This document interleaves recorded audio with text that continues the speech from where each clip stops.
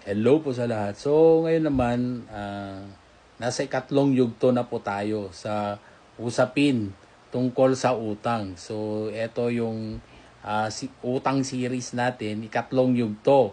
So, dito naman sa ikatlong yugto na to, ang tanong na is that, gaya ng nabanggit natin sa pangalawa at sumunod, at sa unang yugto, yung taong involved po doon or yung taong nangutang ay isang menor de edad or in short 17 years old yon. So ang tanong is that meron ba daw siyang pananagutan sa batas? So pero kung may intention daw din na manloko, maaari ba siyang mapanagot sa ilalim ng special penal laws or pwede rin ba siyang mapanagot sa ating revised penal code, particularly estafa or falsification dahil meron naman daw criminal intent yung menor de edad na yon. So marami pong salamat sa iyong follow-up question. So ang sagot mo natin dyan ay tama ka.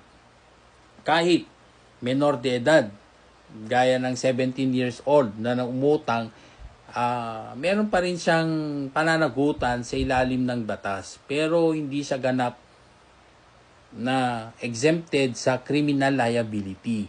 So, ito po yung ating paliwanag. Una po dyan is that yung limited criminal liability ng menor de edad sa ilalim ng Republic Act 9344 o ang Juvenile Justice and Welfare Act of 2006 as amended by RA 10630. Ang pananagutan ng isang menor de edad ay nakadepende sa kanyang edad at sa kung may discernment siya o wala. So kung below 15 years old, ganap na exempted sa criminal liability pero kailangang sumailalim sa intervention program ng DSWD. So pangalawa is kung 15 to 18 years old, gaya ng example natin, 17 years old. So may pananagutan sa batas kung may discernment. Ibig sabihin, naiintindihan niya ang tama at mali sa kanyang ginawa at sinadya niyang manloko o gumawa ng krimen. Kung walang discernment, exempted siya sa criminal liability at ilalagay lamang sa intervention program. So, pangalawa is that kung may intention siyang manloko. Kung mapapatunayan na ang menor de edad ay sadyang nagsinungaling o gumamit ng peking ID para makapangutang o makakuha ng pera, pwedeng pumasok ang mga kasong ito. So, unang-una dyan is estafa under Article 315 ng Revised Penal Code kung ginamit ang panlilinlang para makakuha ng pera o property ng iba. Pangalawa, falsification of public document under Article 172 or 174 ng Revised Penal Code kung gumawa o gumamit ng peking ID o dokumento. Pangatlo, pwede rin siyang haharap sa kasong cybercrime under RA 10175 kung ang panliling lang ay ginawa online, halimbawa gamit ang GCash o social media.